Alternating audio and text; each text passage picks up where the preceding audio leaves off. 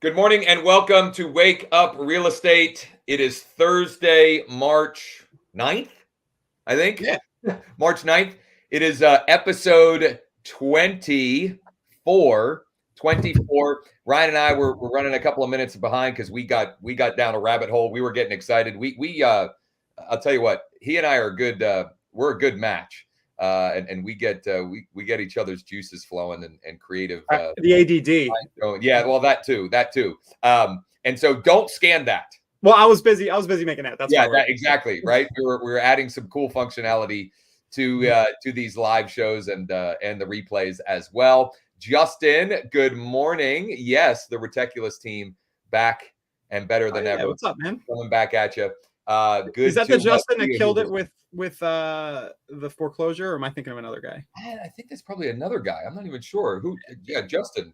What's the last name? We got Justin buys houses, but we're curious. George, good morning to you, sir. Good morning, Mike. Good morning. Okay. Well, Wake Up Real Estate episode 24. It's Tech Tip Thursday. I got a bunch of notes. Ryan's got a bunch of notes. Some of it may have to go.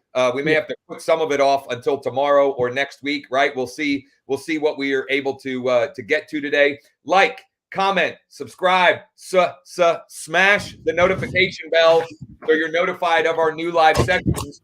For example, today at 1 Eastern, we're doing a bonus session. Myself and Jordan, one of my mortgage team partners, on self-employed mortgage programs. Jordan's a stone cold expert on that stuff. Yeah, he is a ninja on this stuff. So we're going to talk about how you can help self-employed borrowers in your market qualify for a mortgage so you can sell more homes, right? We're going to go through some different programs.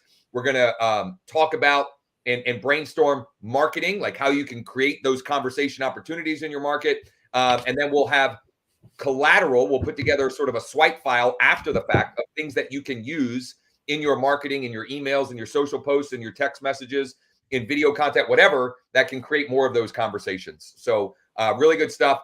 Just another reason why you should smash the bell so you get notifications. You don't miss great stuff like that. If you're listening on your favorite podcast platform, please subscribe, rate, and review on there. And check out the full video replay if you're just getting the audio.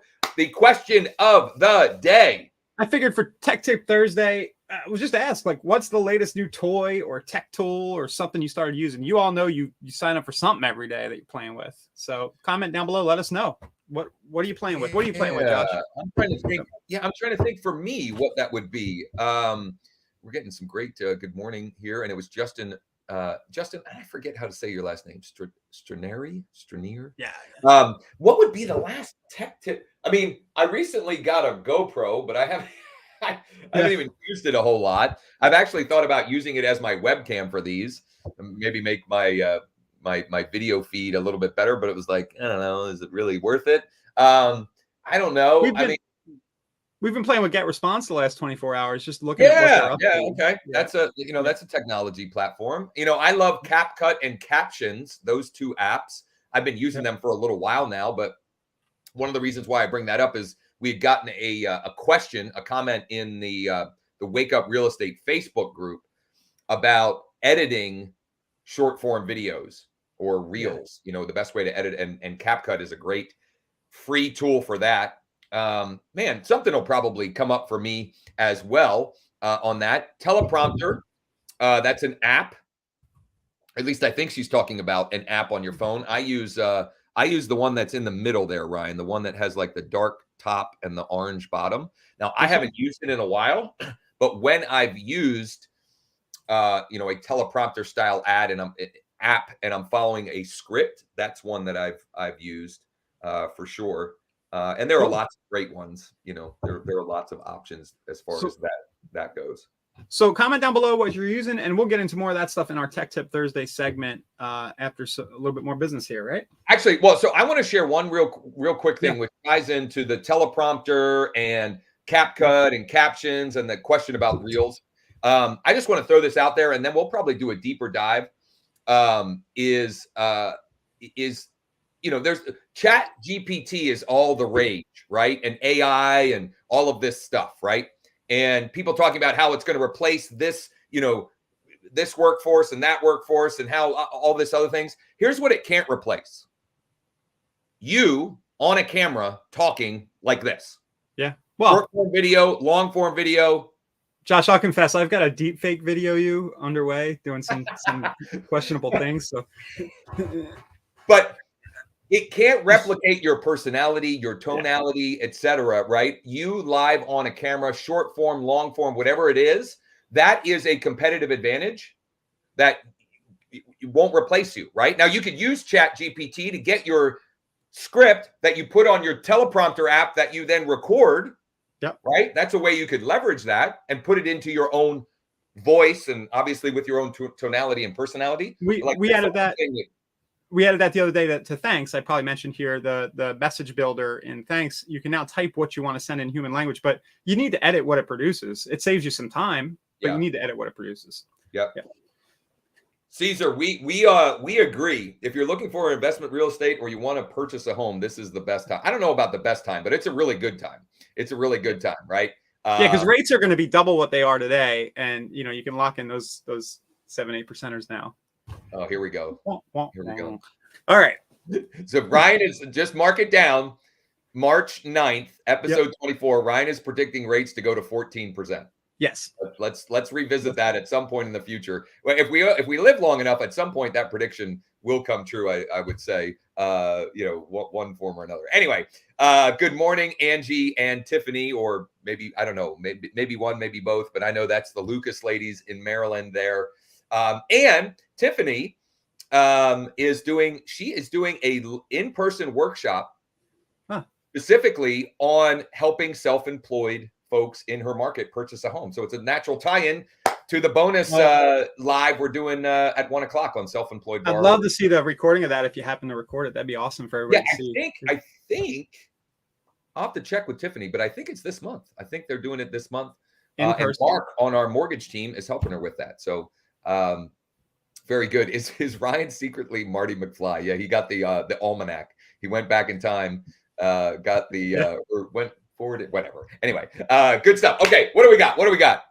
All right, we'll do the social post real quick here. I kind of been slacking, Josh. I've been kind of last minuting this thing the last few days, but it's not the point about this is you don't need to put a lot of thought into it. You can always grab a list off your site, and I just did. It's not as much of a seller's market as it's been in recent years. Here's a list of Pinellas County properties with motivated sellers. I just searched the keyword motivated. We've talked about this in my KV Core. Yeah.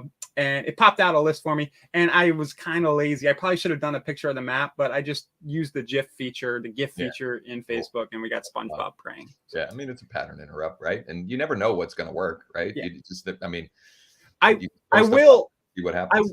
I will take this after the episode, and I'm going to put "Please buy my house" in like text over it as a video, and I'll put that on the Wake Up site under the images section. And just a few updates. That's kind of our next segment on the Wake Up site. Just be sure to check out Josh's recorded video of the non-QM presentation the other day, Josh. We got that on the page here. And we'll get today's, for those of you who missed today's, we'll do the same with today's. We'll get that on there. And we'll, like I said, we'll put together additional sort of swipe and deploy, a swipe file of things that you could deploy to create those conversation opportunities in your market with potential self-employed borrowers who are looking to buy, it could be a property for themselves, a home for themselves, or an investment property. Yeah. And I watched your iList presentation this morning. Yeah. So we'll get that on the site. That was actually really interesting. I'm curious about that platform myself. Yeah. And just some motivation images. Just a reminder, guys, we are posting all of Josh's motivation images under the image section here. These are really easy quick to grab if you want to use them as social posts or whatever, along with our usual social posts of the day. So that's the site update. What's next, Josh? Well, you brought it up. I'm going to share the motivation right now. Since you brought it up.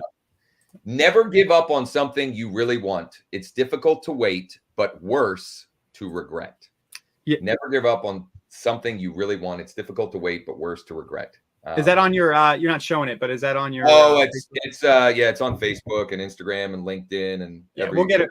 Yeah, we'll get it added there. But you can go and find that, and it's just a good reminder.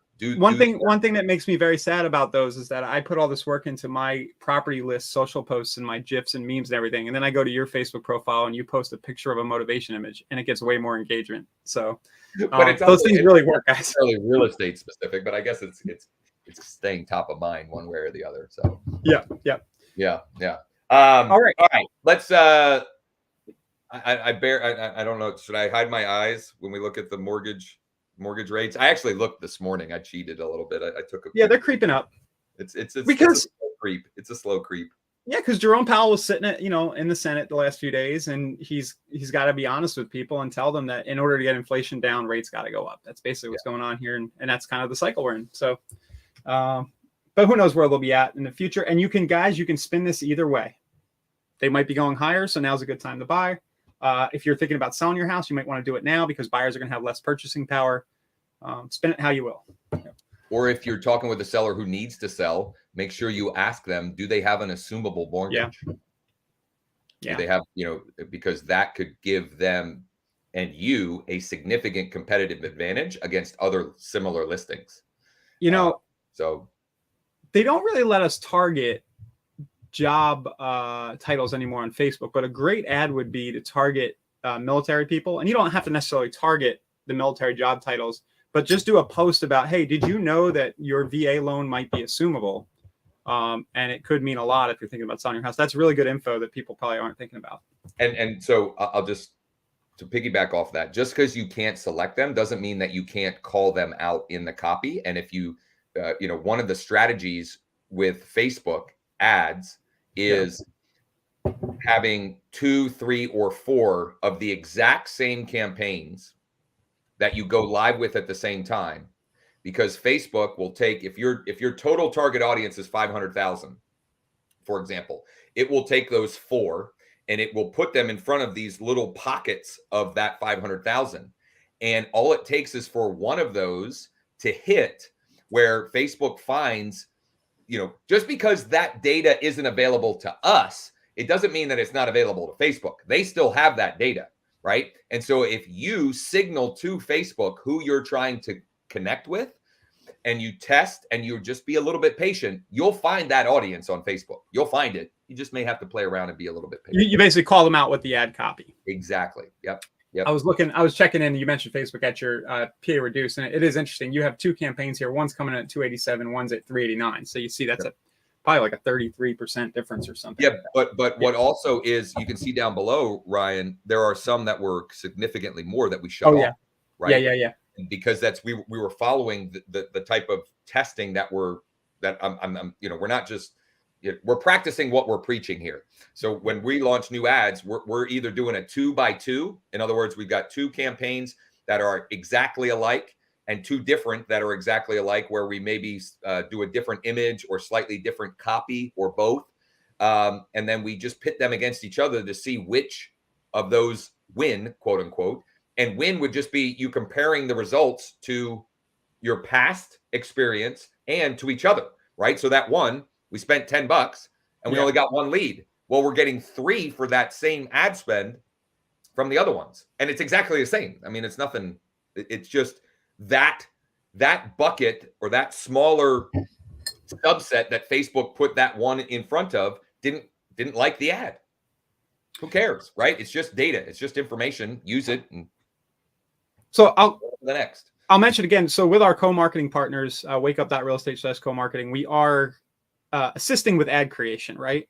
In your account. So that's one of the benefits. But I'd be curious, Josh, what percentage of people are you running your own Facebook and Google ads, or do you generally outsource that? I'm just curious. Yeah.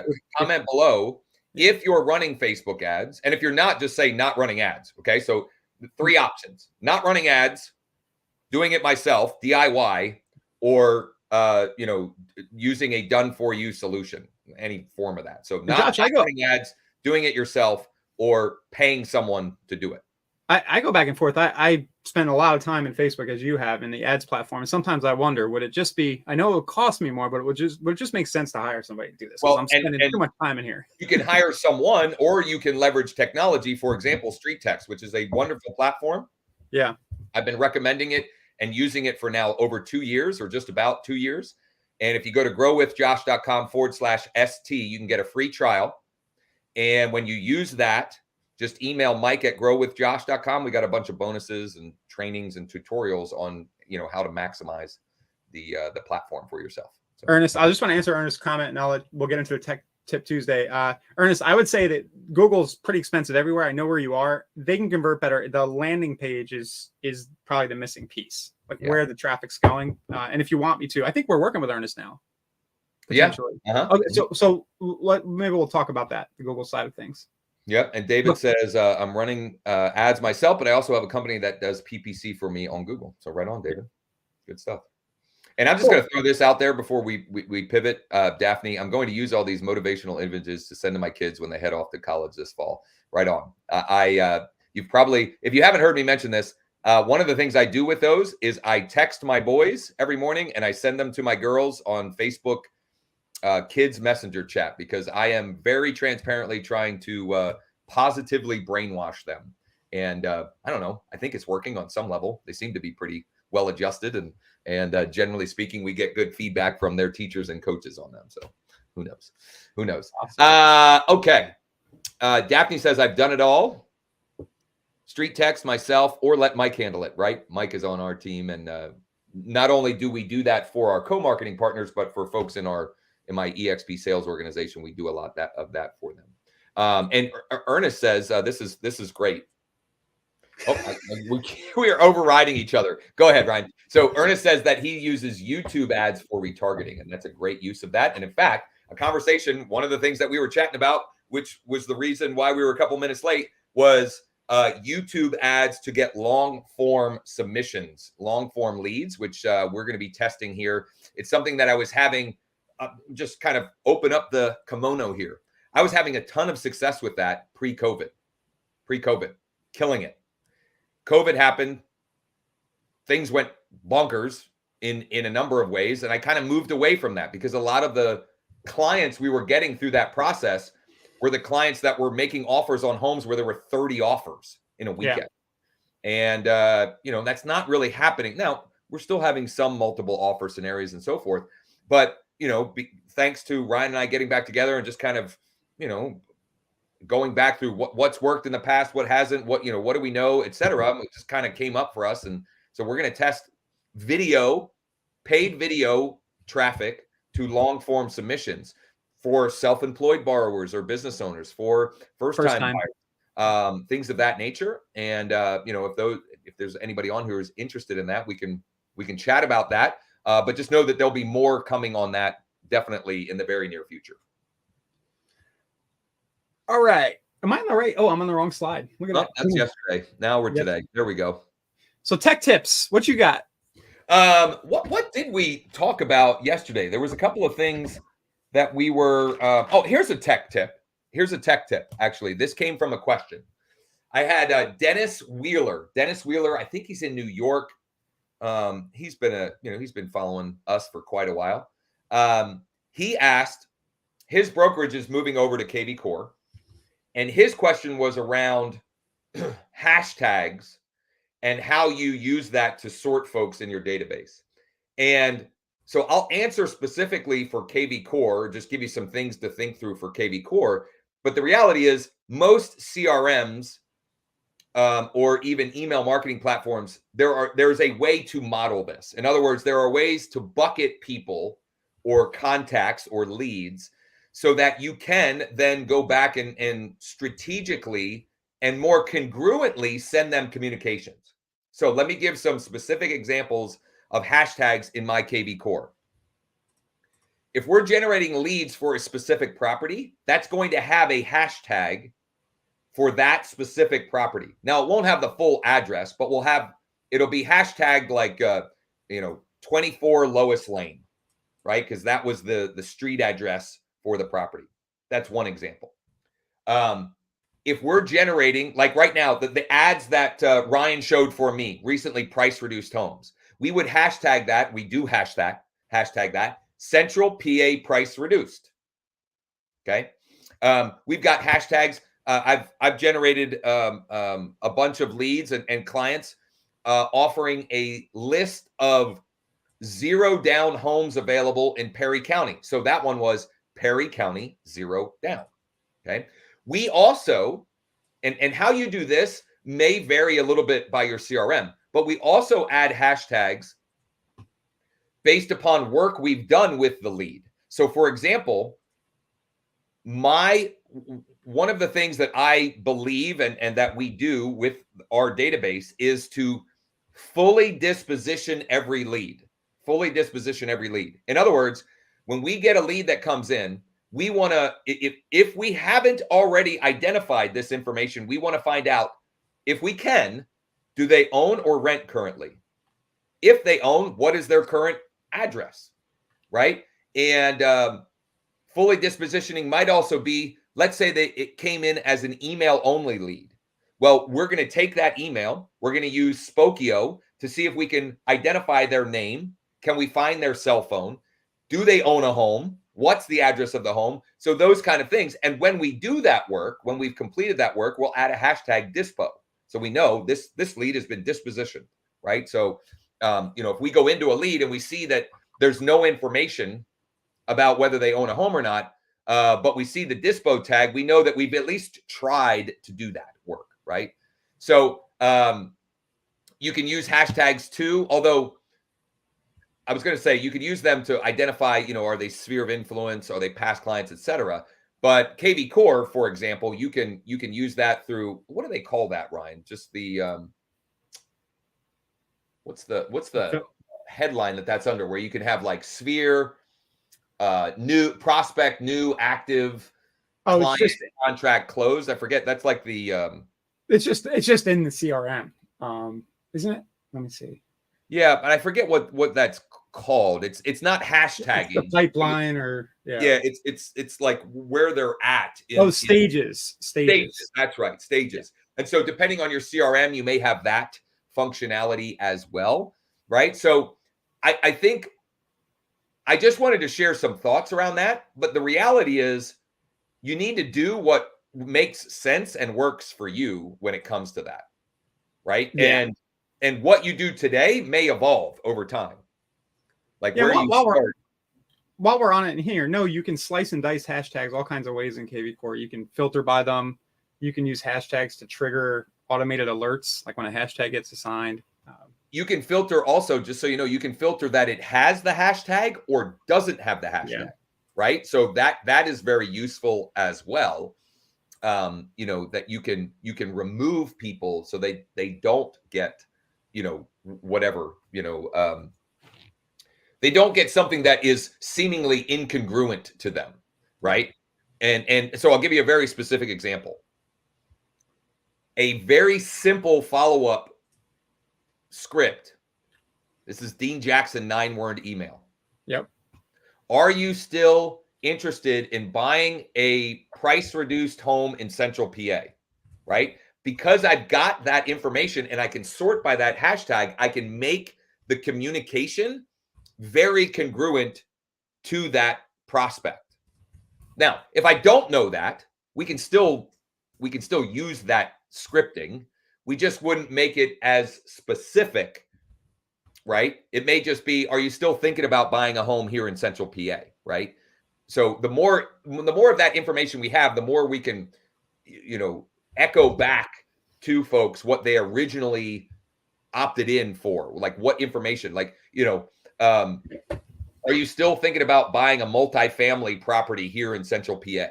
Yeah. Right. I could sort just by that. Or the other example I gave, are you still thinking about buying a home in Perry County with 0 down? And these are, you can send these one off, like through, as you just saw me do, where I do a scheduled mass email and then I pick the hashtag. But you could also add these to smart campaigns and have it go out like 100 days later or something automatically. Yep. Totally. And you can, like, that's a great way to get somebody from new to active, right? Or to re-engage that they just never, they never, they signed up, but then just kind of disappeared. And that's a great, like, I think that type of simple 9-word email, Dean Jackson style, you should be doing that every 90 days with your unengaged leads. And your past clients, Yeah. Just curious. Are you ready to buy? Are you ready to buy another property, an investment property, something like that? Yeah. We had a conversation with a new co-marketing partner in Maryland yesterday. We were on Zoom, and she was asking, she's like, I forget how many it was, but she had some old home valuation leads, like from last year or 2 years ago. And she's like, I don't know what to send them. Well, the first thing to send is, hey, are you still thinking about selling your property at blank address this year, in 2023 or this year? Now, they may not have actually indicated that they were thinking about selling that, but it's a great question to ask, because you'll get some people that'll say, I was never thinking about selling it. Yeah. I just wanted to know the value. Or you'll get some people that'll say, it's funny that you ask. I was just talking with, Susie last night.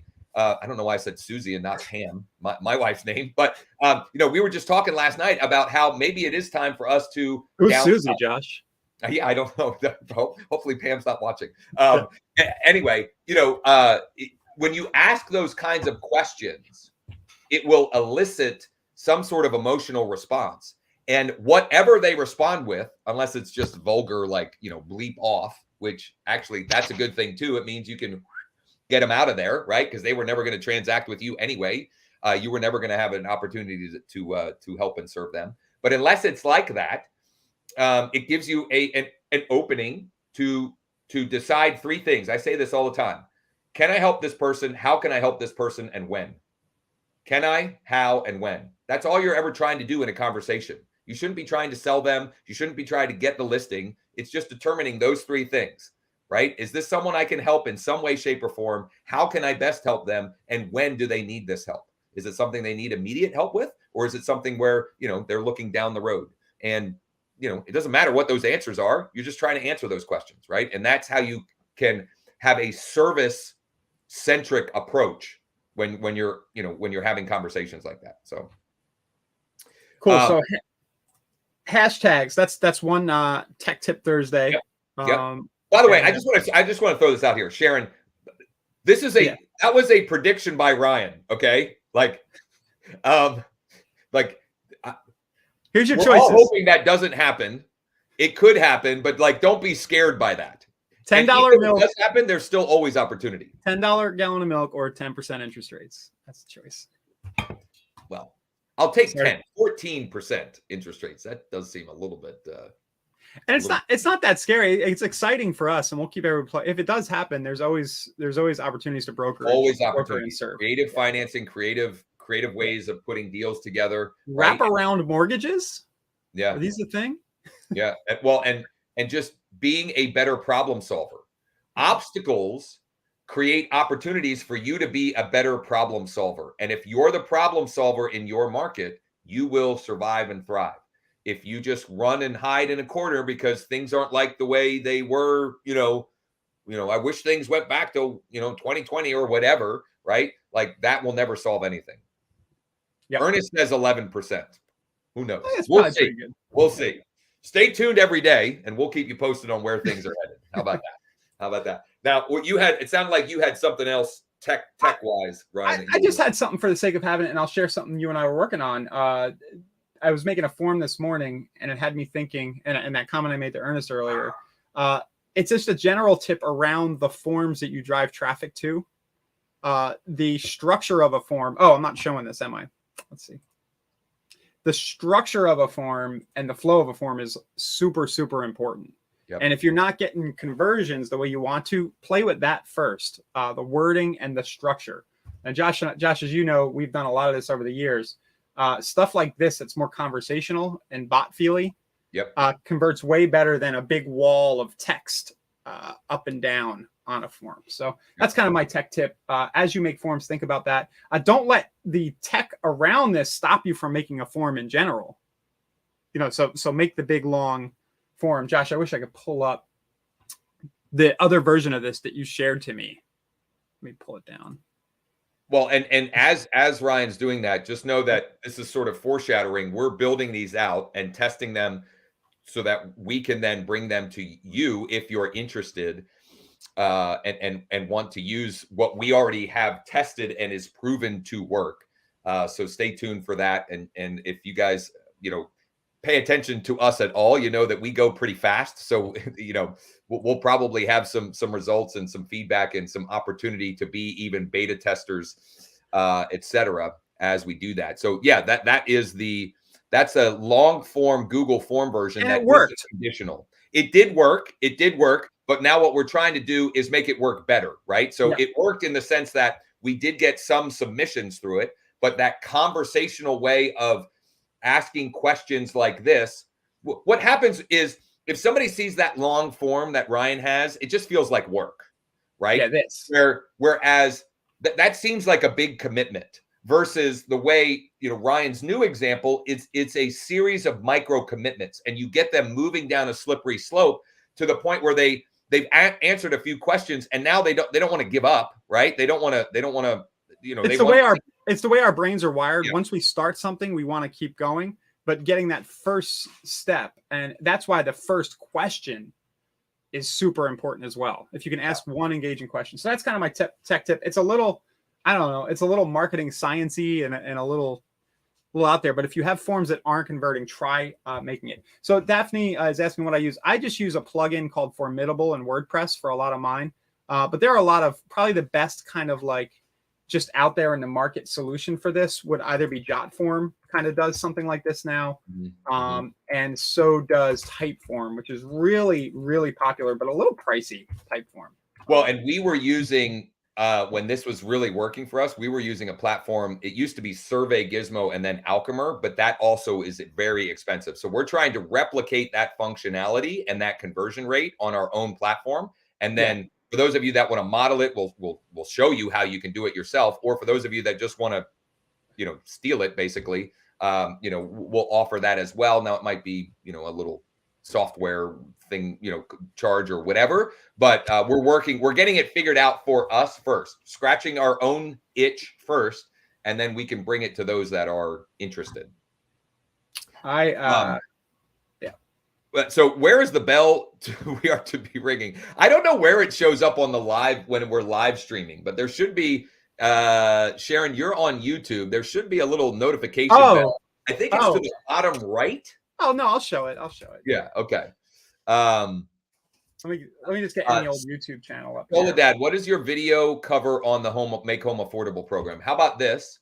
We will we'll add that to the Wake Up site and the community tab, so you can see that. But then we're also we're working on subscripting, and that is a live to camera video. But we're also working on. I'll be working on a version of just a like a video sales letter version of it, where that, you know, anyone could potentially utilize. You know, if you don't want to get on camera, you don't want to follow a script, things of that nature. So we'll certainly share that. What we're trying to do, just full Josh, you and I really enjoy designing these funnels and seeing other people use them and have success with them. So everything you see us doing, we're going to try to kind of package it in an easy to use way for you. The bell, here I am on Meet Kevin's channel. I'll plug him. He's kind of awesome. See how I'm subscribed to his channel right here? This might be small. When you click, once you've subscribed, there's this all button right here. And if you click that for Wake Up Real Estate, what happens is lead generation and conversion fairies, they visit you in the middle of the night and they sprinkle closing dust. Like you get more closings. They sprinkle them on your eyelids. So when you wake up tomorrow morning, that's what's going on. And if you have a lot of sleep in your eye. And hopefully that prediction by Ryan is more true than the double interest rate prediction. That's my hope that has more weight to it. George, I would like a copy. George, you will be at the very top of the beta list. Like as soon as we get that ready to roll, you will absolutely be at the top. George is already a co-marketing partner. And so we'll roll that out as well. This is a great question from Angie. When I send out texts / emails and folks unsubscribe to one or the other, I remove them from the database. What's your take on that? My take on that is you absolutely should not do that unless they tell you, please delete my contact. I do not remove them. Unless they're really a big Karen or a Ken or whatever you call them. Yeah. I mean, if they delete or they say, you know, bleep off, right? But if they simply unsubscribe, do not delete them. It just means they didn't want you in that particular inbox. I have done many transactions Yeah. with leads that unsubscribed from text, but still welcomed my emails.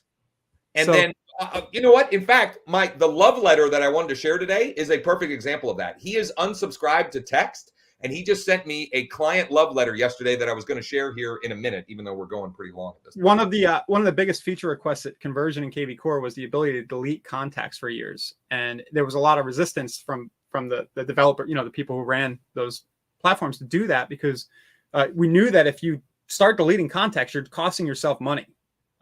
You're better off archiving or hashtagging them a different way, but leave them in there unless you absolutely must delete. Now, I do think you can delete now. The functionality has been added. Yeah, that functionality is but in it should there. be a last resort thing. Yeah. Yeah. Sharon says, I like the magic dust. And Angie said, okay, thanks. Well, since I mentioned that, I don't want to leave people hanging. I will, I'll share I'm going to mirror my phone because I have it pulled up on my phone. Oh, yeah. How do you do that so fast? What tech tip do you have for me on mirroring the phone? How do you do that? It's literally, I'm sharing my screen, and then I write, I slide down. See, you're not using an iPhone. Right. I slide down and I hit the screen mirroring, and I choose MacBook Air, and voila, there we go. It pops up. So this is an email I got yesterday or 2 days ago now. Oh, no, it was yesterday. And I've now had several exchanges with Michael here. Now I'm trying to hide his contact info just because I don't want it getting deleted. But like, this is what I mean. And this is what, this is what Dean Jackson refers to as a love letter from a lead. Okay. I mean, he is telling me, look at all of this, right? The fact that this person took all of it, like, I won't even write emails this long. If I have to write an email this long, I will just open up, I'll record a video and send it. He used that much. He used ChatGPT when he got your email. He just went over there and he may have, who knows? But I mean, no, so this was an automated email from the KV Core behavioral automation. Okay. Yeah. And the subject line was restarting your home search. And the email was, hey, Michael, just curious if there's anything specific you're looking for in your next home. Are you looking for a specific neighborhood or school district? And he said, no, Josh, my daughter is with my help. I don't know. My daughter is with my help. So my daughter is looking with my help. My daughter and her fiance are currently looking to buy. You can read this, right? But it's telling me their life story. And I have since, just so you know, I've since had several exchanges. The first thing I did was I sent a bomb personal video follow-up with his name flashing on the screen. Hey, Michael, thanks so much for the information. What I'm going to do is set you up on an MLS search specific to the information that you mentioned. And in fact, I had done that first. So I had actually done it and then said, I've already set you up with that. Let me know once you see that. And I saw this morning that he was looking in there because I got my Bright MLS search report and he was looking in there. I also mentioned in the video that I have an off MLS property that I thought might be of interest based upon the criteria that he shared. It's a 3-bed, 2.5 bath. It's a townhome. And he said, their preference first and foremost is single family. The reality is, like, where they're really looking, there aren't any of those. Like, there's no 3-bed, 2.5 in that price range. It's a unicorn. Okay. But there are townhomes. So anyway, I mentioned that, of which he was interested, wanted more information of that, which I sent early this morning. And I guess I share that to encourage and remind you all that if you do the right stuff, should happen every day. No, it's not going to happen. But I've had pretty much 1 or 2 of those a week since we started doing these shows. Well, one or two a month should be enough to, if you close 50% of those love letters, it should matter. Yep. Now, a couple other loose ends I wanted to tie up here. Jennifer, you had commented last night, and I can't remember now. So Jennifer Wilson, if you're still listening, drop the question that you have again there, which will open up the room for me to A, find the question, but B, tie up another loose end, which is we had someone, Dennis maybe. Was it Dennis? No, it wasn't Dennis. I don't remember. Chuck? I can't remember. Asking for an update on you had launched in my ad account a no registration. You were sending people right to a search results page, offering multifamilies, and he was curious what had happened with that. And I mean, obviously, I can share what I see, but what were your takeaways? And because I didn't even know you had shut it off, but apparently I shut it off because the cost, and I didn't do your whole Facebook process of multiple ads and everything, but the cost per click was through the roof. Facebook was giving impressions, but we only got a handful of clicks. And then Now, wait a minute. Now, wait a minute. What do you, so let's put some parameters on that. When you say the cost per click was through the roof, what does that mean to you? Like, how do you interpret that? Like, I mean, I think to get a click off of a mobile from Facebook should only be $1 or $2. Okay. Well, according to this, we were getting them for 38 cents. That's the link clicks or the full click? That's the link clicks. Oh, according to the ad, I'm looking at the ad. Here it says 95 link clicks at 38 cents a click with a click-through rate of 2%. So I can't remember what I was looking at. So that was good. I got people on the site. Nobody was hitting the bot. That's the answer. Okay. So that was a test specifically, or at least in part specifically, to see if people would engage in some way, end up in as a lead, or engage with the bot. Oh, yeah. I'm confusing my tests. I see your numbers now. But the landing page views, this is my problem with the traffic campaigns in Facebook. Maybe this will help everybody else. The actual, when I switched that to actual landing page views, let me share this with everybody. The people actually reached the site. It was like way less. And it was too expensive. I don't even know. How is that? Like, how does that? I don't understand. So they almost hide it so that you don't see it. Right. You have to like go in here to columns. What's the difference even? Like, how could they click and not be a landing page view? They click and they exit before they even. Facebook on the traffic campaigns, they count engagement with the. I'm adding the wrong. Here we go. They count engagement with the ad as a click. Yeah, that just doesn't make any sense because it says link click. I know. It's Facebook being evil. Short Facebook stock, by the way, if you have a chance. Yeah. Not financial advice. Well, it is financial advice. But all right. Well, we tied that loose end up, and here the two takeaways, right? No, I had 62 landing page views. Oh, I think maybe whatever I was looking at wasn't accurate. So we had 62 landing page views. Nobody was interacting with the bot. Where I'm at in my head around that is I want to try a hello bar up top. Alongside that, I knew that you had a lot of traffic onto the site. Nobody was interacting with the bot. So this is part of why I'm messing around with these kinds of forms. What we're trying to get to is a hello bar up at the top of the site, something that I kind of know will generate more clicks from over the years. And we're trying to make this all accessible so everybody can do it. Building that land bot was a pain and was very difficult. Yeah. So which is that's referencing back to, I don't know what episodes, but it's a conversation that we had a few weeks ago with a bot. And so what we're trying to test a bunch of stuff. We test all kinds of stuff, right? Wait for us to say this is a winner. You should try it, right? Don't There's a lesson here that I need to learn about patience, maybe, or something, or maybe a lag in the reporting in Facebook's dashboard. Because at the time I turned this off, if I had seen that I'd spent $34 and actually gotten 62 landing page views, which is something like 60 cents a view, I would have turned this off. So, well, okay, so there's some lessons in that as well, and just for a quick smile, Lance says difficult equals I won't do it, right? So we're trying to take the difficult and make it easy for you to implement. That's part of our job, or at least how we embrace this and what we do for this community here. But the lesson, I think, in the last part of what Ryan was saying is if you don't have an idea up front, what is a win and what is a loss? Or if you don't have some idea of, okay, this is what I'm willing to test, invest and test, right? That you're always just kind of randomly doing. So having an idea like this would mean that, this is a winning ad campaign or marketing campaign, and this means it's not. Like having some idea of what that definition is up front is going to save you a lot of, it'll save you a lot of money, number one, right? Because you're defining up front, how you're going to decide, was this good or was this not good? And it'll also save you a lot of confusion in the middle, right? Like if you don't have any idea what what's good, what's bad, what's a win, what's a loss, like then you're just guessing along the way, and you're going to be frustrated and confused most of the time. So Josh, I'm going to take this ad, and instead of driving it at the site, at the property search results, I'm going to take it to your 717 deals landing page. There you go. Because we're getting 50, 60 cent clicks.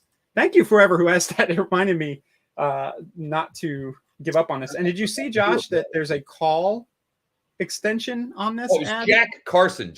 I wanted to give Jack credit where credit is due. Facebook's adding some kind of call extension to it. Yeah, which Google does, right? Because you've been talking about that. You have a Google pay-per-click ad where the objective is call, which you're not getting a lot of calls, but you're getting a lot of great leads. I'm going to put your smart number in there. Perfect. The KV Core smart number 717. What is that? 510. Do you have it memorized? 510-1452. 1452.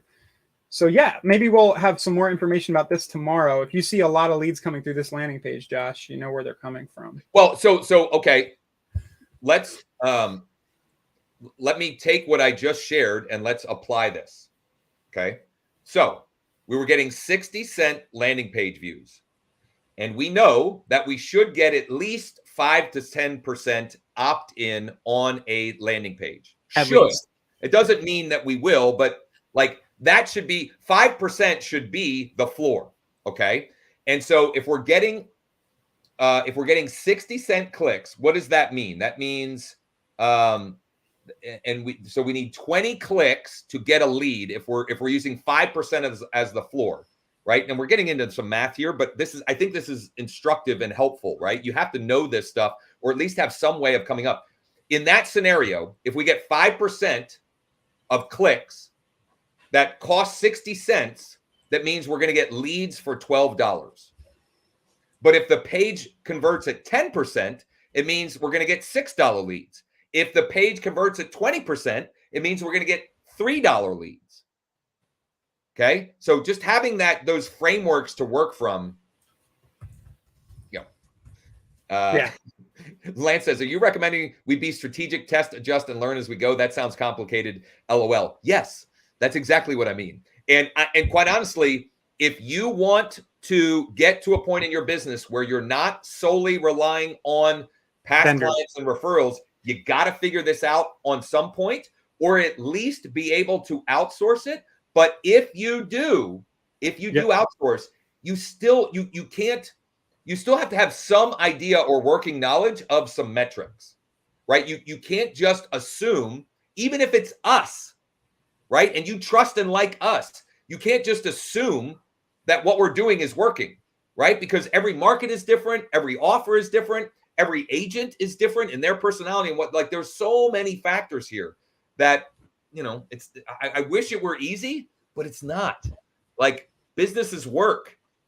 But there are a lot of places where you can get an edge. Yes. And maybe mastering Facebook ads is one, maybe Google, maybe just getting really good at forums. Like I should, there's lots of different opportunities to get an edge and to build a system that kind of fuels your business and your lifestyle. Which is another reason why we're going back to testing paying YouTube traffic to a long form, because that is a competitive advantage, an edge that most other people aren't going to do, or they're not going to do it long enough to figure it out how to make it work. It's easy to spend money on YouTube or Google pay-per-click to get people to watch your YouTube videos. That part's easy. Turning them into clients, that's not easy. That's the hard part.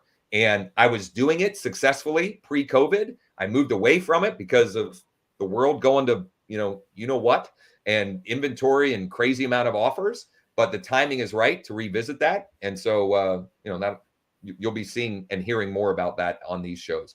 Okay, my goodness, this is a marathon session, but I teased this, so I gotta put a bow on it. Jennifer Wilson asked yesterday on our YouTube channel. Thank you, by the way, for the comment and the question.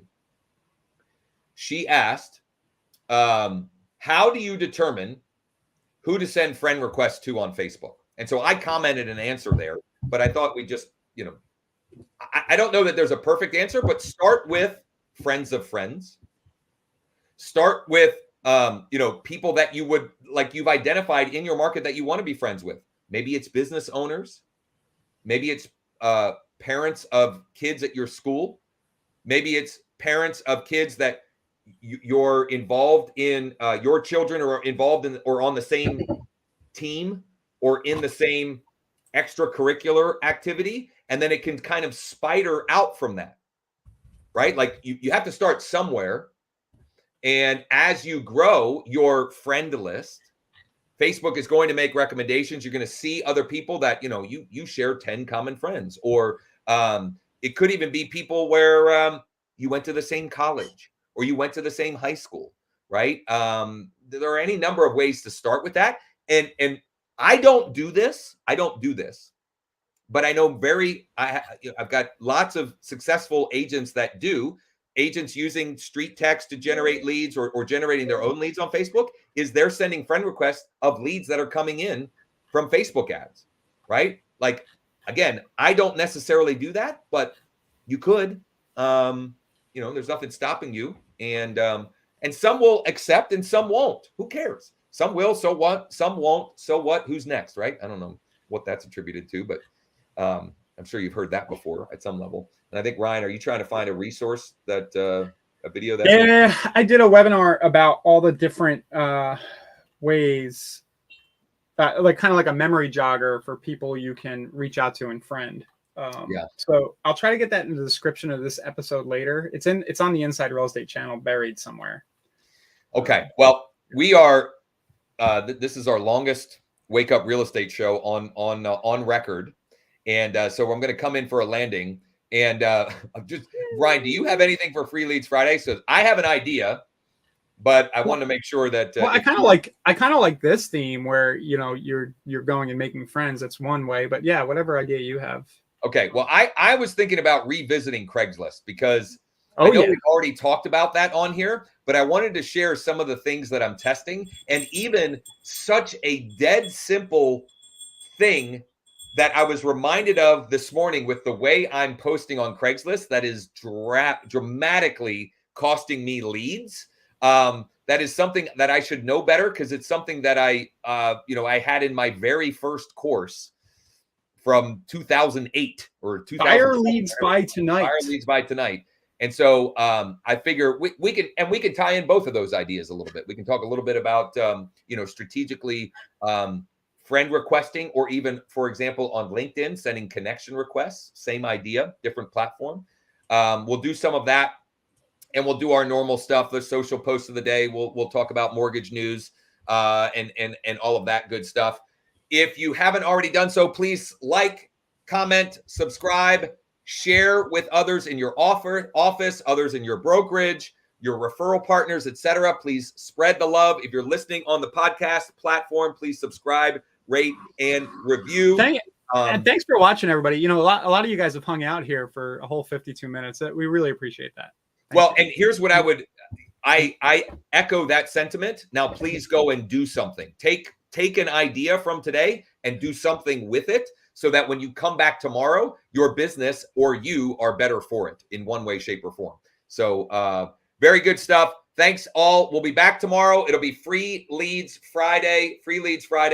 And if you need anything, if you have any questions in the meantime, please don't hesitate to ask. You can email mike@growwithjosh.com. We're going to have to change that to mike@wakeup.realestate. We'll have to make that more congruent. You can do that. Check out the community tab on the YouTube channel or the Wake Up Real Estate Facebook group for social posts of the day, additional resources that we mentioned throughout these episodes, etc. That will give you more things that you can take action on and implement and get some results. So thanks again. See you tomorrow. Adios.